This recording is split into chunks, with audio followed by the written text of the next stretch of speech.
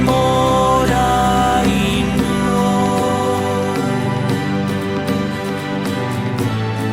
e usaci.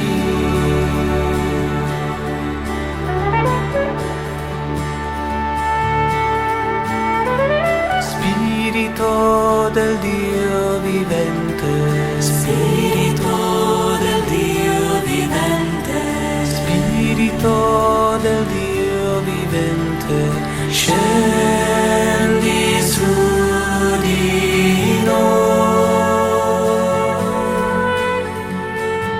per mezzo del cuore immacolato. Ave María Purísima. Vamos a comenzar con esta charla del Espíritu Santo que nos impulsa a servir en la iglesia. Y voy a leerles de este salmo que dice: dichoso el hombre que no va a reuniones de malvados, ni sigue el camino de los pecadores, ni se sienta en la junta de burlones. Más le agrada la ley del Señor y medita su ley de noche y día. Es como árbol plantado junto al río que da fruto a su tiempo y tiene su follaje siempre verde. Todo lo que él hace le resulta. No sucede así con los impíos. Son como paja llevada por el viento. No se mantendrán en el juicio los malvados, ni en la junta de los justos los pecadores. Porque Dios cuida el camino de los justos y acaba con el sendero de los malos.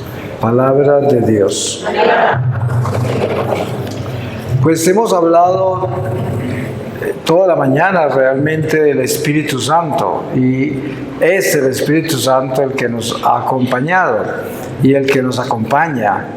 Y precisamente la conclusión de todo lo que hemos hablado es que si entendemos quién es el Espíritu Santo, entonces ya estamos activos en la milicia, porque el Espíritu Santo es paciente, es compasivo, es prudente, porque Él es todas las virtudes, Él es toda la perfección, es toda la ternura, el amor, no se impone. Es como el himno de San Pablo al amor, a la caridad, que es una muestra perfecta de lo que es el Espíritu Santo, la caridad. Entonces, cuando nosotros nos atrevemos a empequeñecernos hasta el nivel en que podamos derrumbar todo este edificio en el que nos hemos edificado por supervivencia, el edificio de autoprotección, que es como una coraza que construimos para defendernos de la gente, del mundo, de todo lo que nos acecha, porque vivir en este mundo, sobrevivir en este mundo, pues es un arte. Y la primera etapa, antes de entrar en Cristo de verdad, es la etapa de la construcción de nuestras defensas. Entonces tenemos una coraza inmensa afuera de nosotros, y cada que conocemos a alguien nos asomamos por un hueco de la coraza, y esa es la forma en que vivimos nuestra vida. Pero la primera llamada de Dios en Jesucristo es la redención de esa coraza, es la demolición de ese ser que está escondido en esa coraza. Y por eso lo primero que tenemos que hacer es derrumbar la coraza, derrumbar todo eso que hemos construido como defensa personal de la vida, del mundo, de la gente, porque eso nos separa del amor. Porque para poder amar tenemos que arriesgarnos, tenemos que salirnos de la coraza y enfrentarnos a esas verdades de las que nos estamos escondiendo. Porque lo que sucede con la coraza que construimos es que lo podemos traducir como en una máscara. Entonces estamos escondidos detrás de ella y nunca somos lo que somos, sino lo que queremos ser o lo que nos conviene ser, porque lo hacemos por defensa personal. Y por defensa personal se miente, se engaña, todo viene de ahí. Es un defecto natural que el hombre se esconde y solamente hace lo que le conviene y no arriesga nada. Y todo esto crea un mundo falso y ahí no puede habitar el Espíritu Santo. Usted no podría servir en ninguna parte, ni a sí mismo, ni a su familia, ni a la iglesia, ni a la humanidad, ni pudiera cumplir con su milicia mientras usted se mantenga en esa coraza, ahí cubierto, ahí escondido con esa máscara, poniéndose la máscara de acuerdo a su conveniencia. Un mundo falso.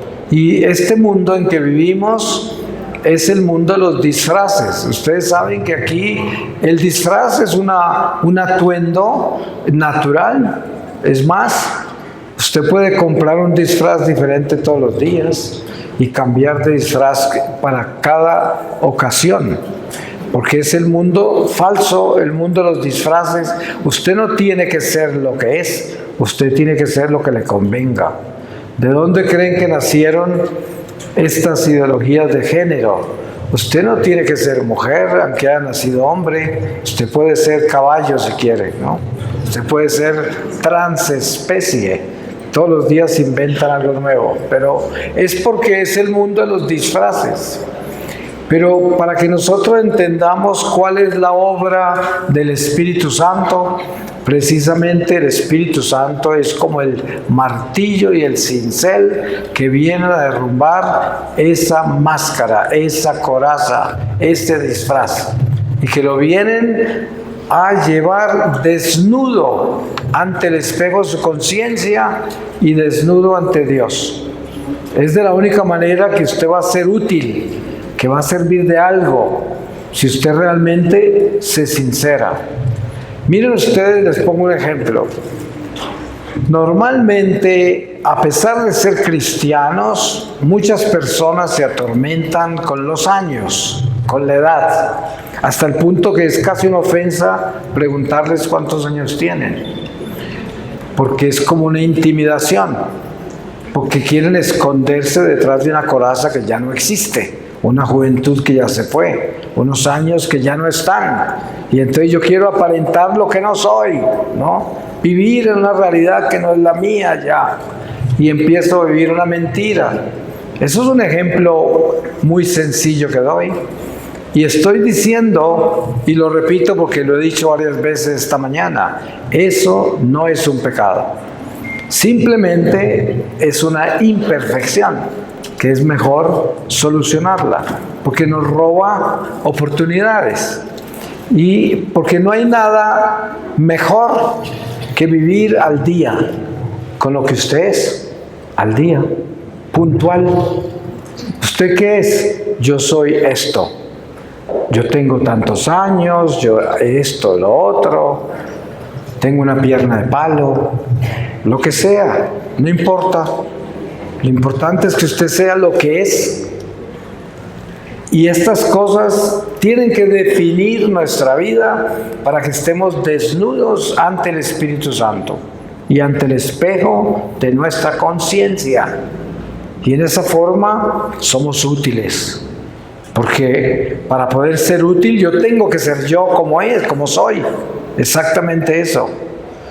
Es como, yo me acuerdo cuando estábamos en primaria, que los campesinos, a pesar de que todos éramos campesinos, yo nací en un pueblo muy pequeño y todos dependíamos de las fincas de sembrados de café, o sea que todos éramos campesinos, pero en el pueblo no vivían todos. Y aquellos que venían caminando largas distancias desde el campo a la escuela, a eso los llamábamos campesinos, pero todos éramos. Pero esos que venían descalzos de por allá lejos eran normalmente los más sinceros, como los más inocentes, pero los más valientes también. No se podía meter con ellos nadie, porque te daban tremenda paliza. Y a veces eran unos flaquitos así pequeños, pero parecían unas gacelas de veloces y de fuertes. Pero habían situaciones como esta. De pronto decía el profesor: Antonio, a ti te toca con la cauchera pegarle a ese golpe allá. No, no puedo porque yo no tengo pulso, a mí me tiemblan mucho las manos. Y era algo sincero, verdadero, real. Y entonces muy rápidamente el profesor escogía otro.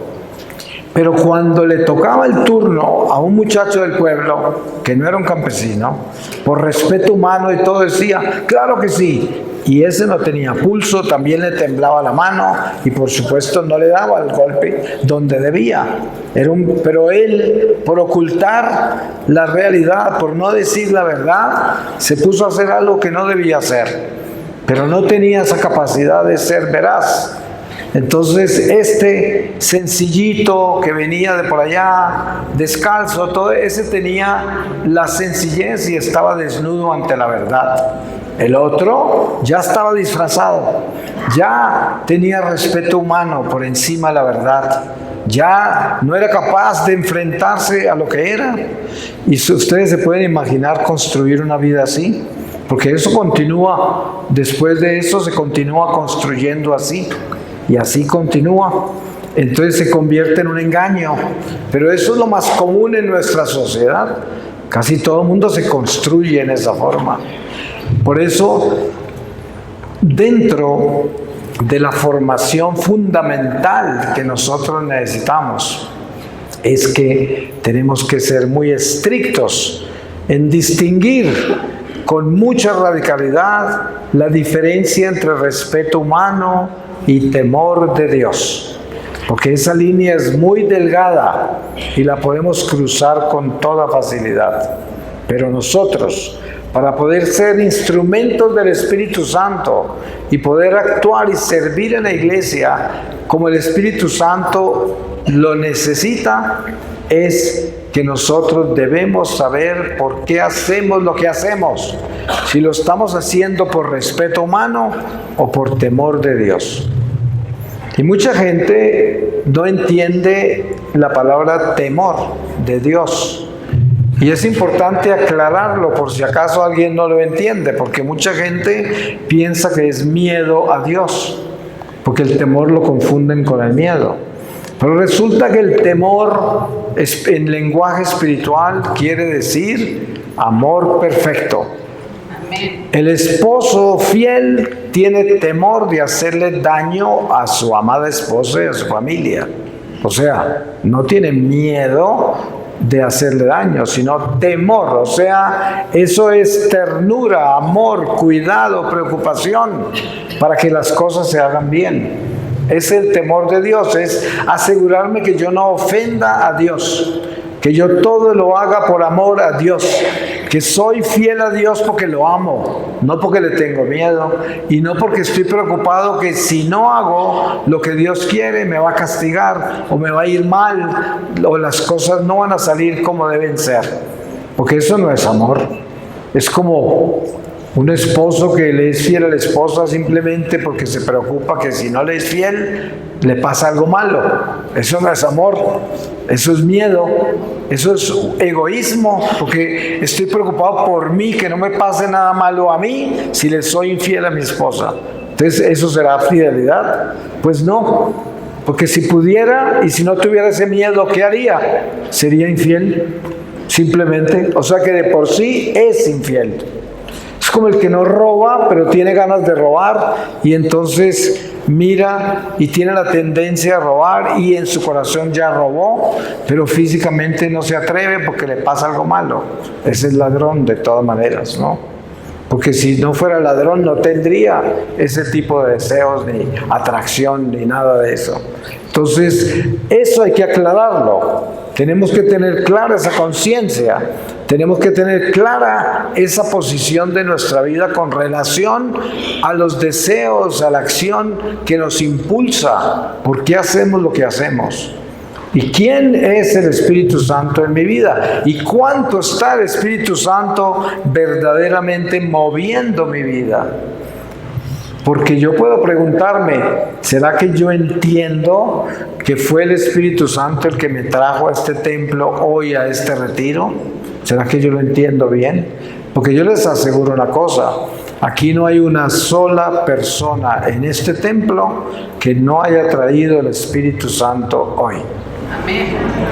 A todos nosotros nos trajo el Espíritu Santo hoy. Y eso es muy hermoso de reconocerlo, porque lo primero que tenemos que decirle es gracias Espíritu Santo, porque así nos ama. Él nos ama tanto que nos empujó, que el viento nos trajo, el viento del Espíritu, para recibir lo que Él tiene para nosotros. El Espíritu Santo es muy puntual y siempre llega a tiempo a hablarle a nuestro corazón directamente. Por eso la palabra de Dios dice, si hoy oyeres mi voz, no endurezcáis el corazón como en Meribá, cuando me tentaron, un pueblo maleado de incredulidad. Y esto es claro en el llamado del Espíritu Santo, que siempre aboga por nuestros oídos del Espíritu y dice, escuchen al Señor, porque el Señor viene con mucha puntualidad y nos habla. Y nuestro corazón sabe que nos están hablando. Porque una cosa es escuchar un discurso intelectual sobre Dios y las palabras llegan y de repente nos impactan la inteligencia y dicen, wow, qué bonito. Pero otra cosa es que el Espíritu penetre como una espada de doble filo el corazón y usted sienta que le están hablando, que el Señor le está hablando. Que el Espíritu le está tocando el corazón y que le está removiendo las entrañas del alma y que le está diciendo, yo estoy aquí y yo te estoy hablando a ti, con nombre propio, y te estoy diciendo estas cosas para que entiendas que tienes que despertarte ya, que no tienes tiempo, que es hoy. Hoy es el día del Señor y el día de nuestra alma, el día de nuestra oportunidad para cambiar, para movernos, para progresar. Ustedes saben que las almas de purgatorio viven lo que se llama la purgación de estados de desamor en la vida terrenal. Entonces las almas a veces se encuentran en una situación que vivieron en la tierra y la están viviendo y están estancadas ahí de dolor tan increíble de tener que vivir lo que vivieron sin amor y no se pueden mover del dolor que tienen. Cuando nosotros oramos por ellas, lo que hacemos es que llenamos de amor la situación en que se encuentra el alma y la empujamos para que progrese y se mueva de ahí. Es por eso nuestra intercesión por las almas es muy poderosa, porque las hace progresar hacia la luz. El amor de Dios es la fuerza, el viento que mueve la corriente de las almas. Y la intercesión, la oración, es ese viento. Ustedes cuando leen los Hechos de los Apóstoles y leen la venida de Pentecostés, hay algo muy particular acerca de ese ventarrón que llegó. Tembló la tierra, pero también llegó un ventarrón que fue el que empujó a Pedro hacia el balcón para que hablara. A Pedro nunca le dijeron los demás, tú eres la cabeza, tú eres la piedra, ve y habla. Nadie. Fue el viento que lo empujó. Se lo llevó un ventarrón hacia el balcón y él, sin saber, abre la boca y habla como nunca había hablado, y todos lo entendían en todos los idiomas y él hablaba en un solo idioma.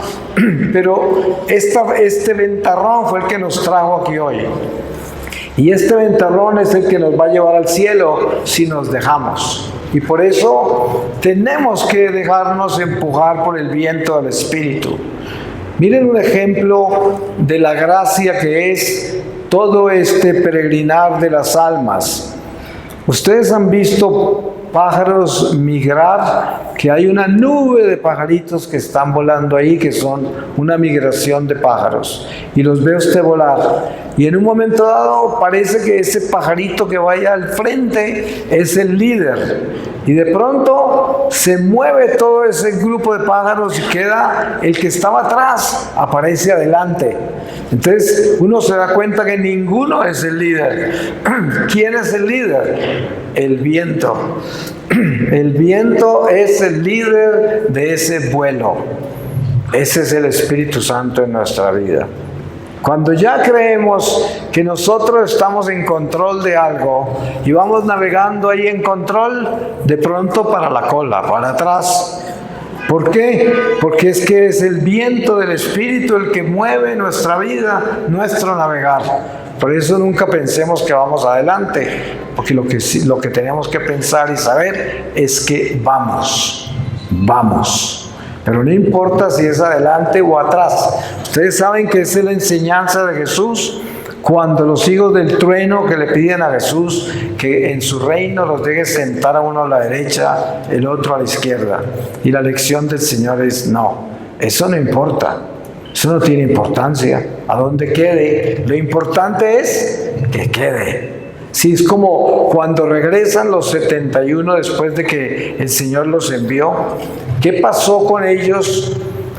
Que estaban asombrados de todo lo que hicieron, pero Jesús les dijo, lo más importante es que sus nombres están escritos en el libro de la vida eterna.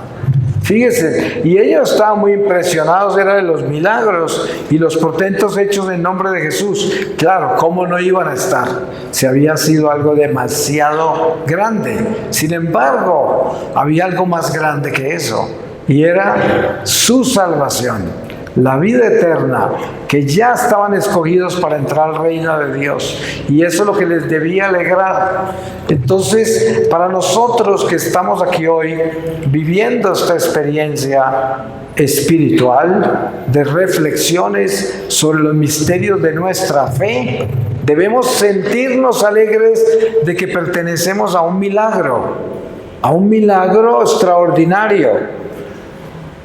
A mí me toca vivir experiencias con personas que no conocen a Jesús, que no conocen a nuestra iglesia, pero están curiosas, ¿no? En una oportunidad en Nueva York, allá afuera de la iglesia de St. Patrick en Manhattan, salí de dar una charla y me encontré con un hombre afuera joven que estaba allí tomando fotos desde afuera hacia adentro de la iglesia. Y cuando yo salí, me llamó y me preguntó, ¿qué pasa ahí adentro? Y yo le dije, Jesús. Y él dijo, ¿quién es Jesús? Yo le dije, ¿tiene tiempo? Y me dijo, no.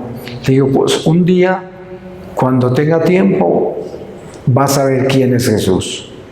Y entonces me miró profundamente y me dijo, dígame algo corto. Y yo le dije, no, pero él me preguntó, porque se ve que llevaba mucho rato en la puerta. Él me preguntó, ¿qué pasó cuando levantaron esa cosa blanca y todo el mundo cayó y el silencio que yo nunca he visto antes? ¿Qué pasó ahí? Yo le digo, si le digo, no me cree. Digo, pues, dígame a ver qué pasa. Yo le dije, esa cosa blanca es Jesús, y ese es su cuerpo y su sangre. Amén. Y cuando me mira, me dice, nunca podré entender eso. Yo le dije, solo si Jesús quiere. Y ahí terminó nuestra conversación. Pero miren dónde estaba la atención de él. ¿Qué fue lo que más le impactó? Esa cosa blanca que subió y los que cayeron en silencio. Eso lo dejó totalmente impactado. Pero entonces el Señor sí lo tocó. ¿Quién sabe qué pasaría con él más adelante? Porque él vivía por ahí cerca de la iglesia y seguramente siguió pasando.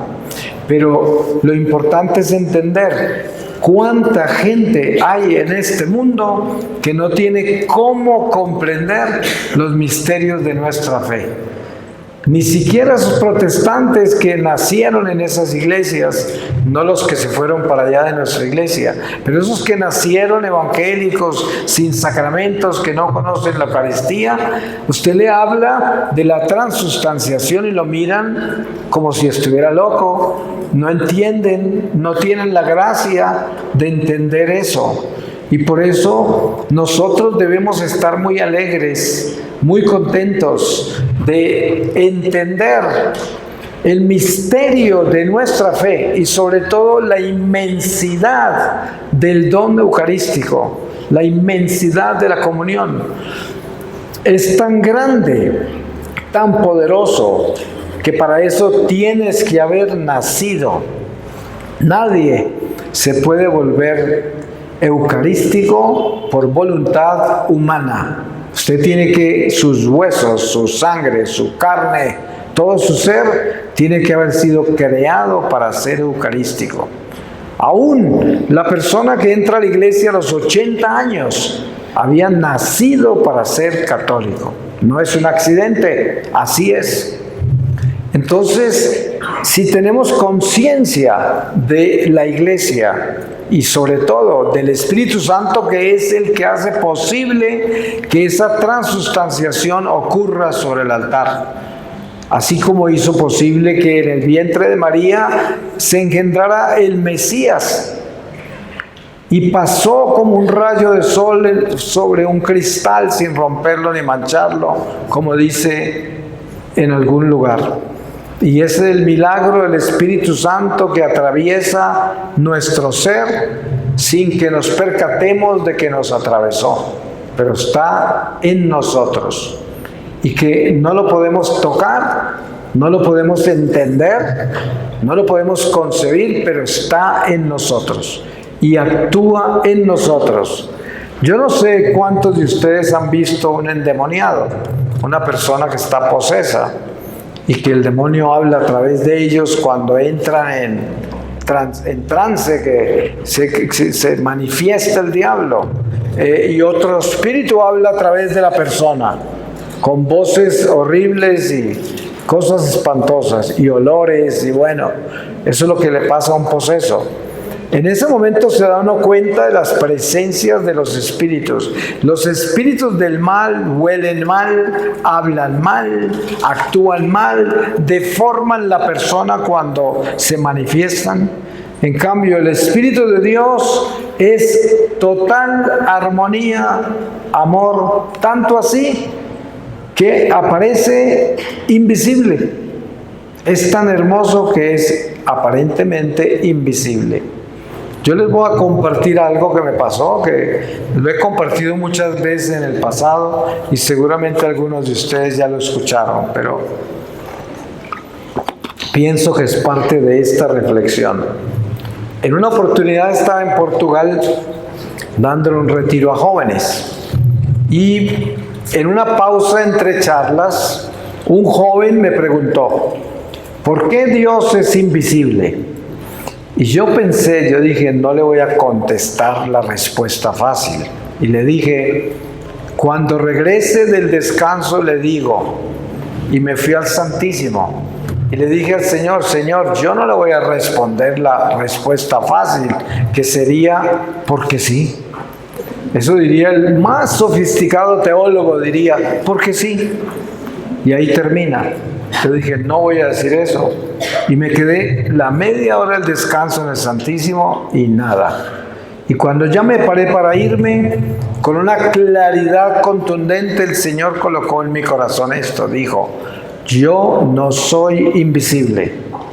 Yo soy perfectamente visible.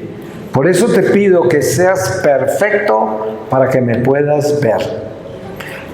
Y me fui con el corazón ya liviano. Y había un silencio allí esperando mi respuesta. Y cuando yo les di mi respuesta, el silencio fue aún más grande. Pero fue un momento precioso para todos nosotros. Porque todos sabíamos que fue el Espíritu Santo el que nos habló. Porque eso no podía venir de otro lugar. Era una respuesta perfecta. Y precisamente eso es lo que estamos hablando. Miren que les hablaba del poseso y el diablo, cómo es de desordenado y de sucio, cómo deforma a la persona que tiene tomada. Huele mal, dice cosas horribles, maldice, blasfema. En cambio, el Espíritu Santo es invisible, supuestamente, ¿no? No se siente, no se ve, pero está ahí, está actuando. Es ese viento que lleva a los pájaros, que mueve las hojas de los árboles, que impulsa nuestra vida, que nos trajo acá. El que nos lleva a amar, a perdonar, a sentir compasión, a dar limosna. Es el que de pronto mira a la humanidad y dice que todos se salven, que todos entren al cielo. Ese sentimiento que solo viene de Dios. Esas cosas no son humanas, no son humanas. Por eso el ejercicio de la confesión viene solamente de Dios, porque Dios, como es el que perdona cuando nos arrepentimos, también es el que nos impulsa a pedir perdón, porque por naturaleza nosotros no nos arrodillamos. Ustedes saben que los demonios no tienen rodillas. Para el demonio, la tortura más grande que hay es un pecador arrepentido. Cuando usted se arrodilla y se arrepiente, se exorciza, porque no queda un solo demonio en su corazón. Ellos no resisten el arrepentimiento, no resisten la reconciliación con Dios. No, eso los quema. Y por eso ese impulso viene del Espíritu Santo. Y para nosotros poder servir en la iglesia, tenemos que convertirnos en esas vasijas dóciles, pequeñas, sencillas, humildes. Y en esa forma el Espíritu nos va a impulsar, nos va a llevar. Y es muy lindo que de repente, después de haber pasado muchas cosas, nos damos cuenta de que cómo sucedió todo esto y a qué horas lo hicimos. Y no nos damos cuenta que fue el Espíritu el que lo hizo a través de nosotros, el que hizo todas esas cosas. Y las hizo sin nosotros realmente percatarnos en detalle de todo lo que estaba sucediendo. Pero es Él. Lo mismo pasa con el sufrimiento. Cuando pasamos grandes pruebas, grandes dolores, sufrimientos de toda clase, y ya pasó todo, y uno dice, ¿cómo hice para sobrevivir? ¿Cómo hice para pasar por todo eso? Pues es que el Espíritu Santo está en acción, siempre, nunca estamos solos. Eso es lo importante. Voy a terminar con una lectura donde el Espíritu nos quiera llevar. Y les voy a leer a ustedes de el libro de los Proverbios.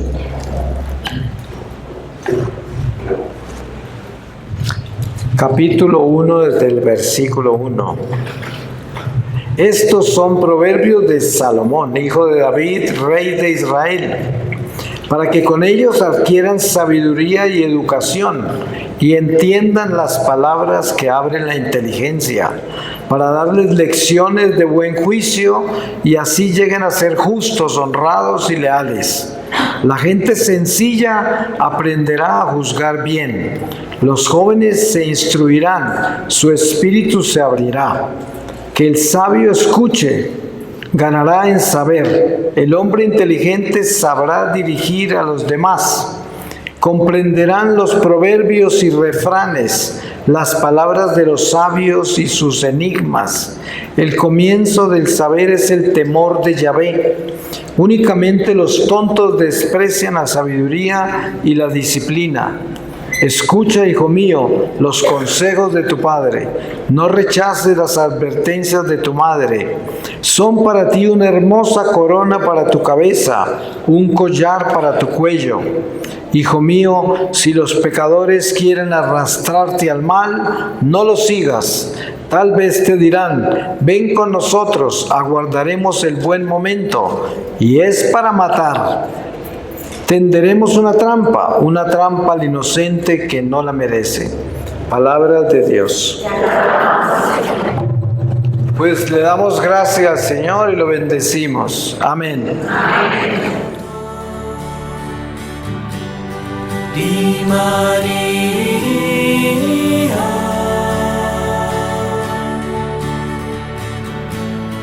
tua dolcissima sposa,